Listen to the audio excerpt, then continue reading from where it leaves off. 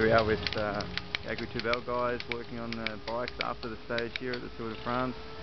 This is Andre, the head mechanic, working on Jeffrey Lequatre's bike. He's just put a new gear cable in, checking out the gears.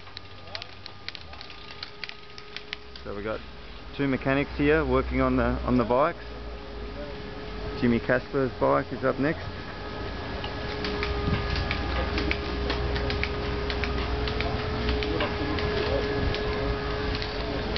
And you can see the truck in the background with all the spares in the truck.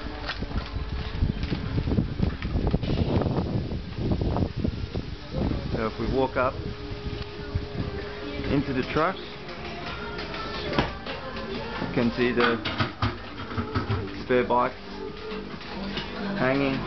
The bike's ready for tomorrow's stage, already here, ready to go. More spare bikes at the back.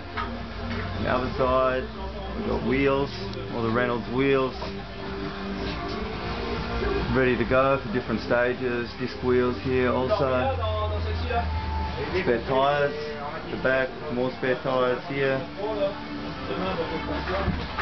You can see all different wheels, different SRAM cassettes. And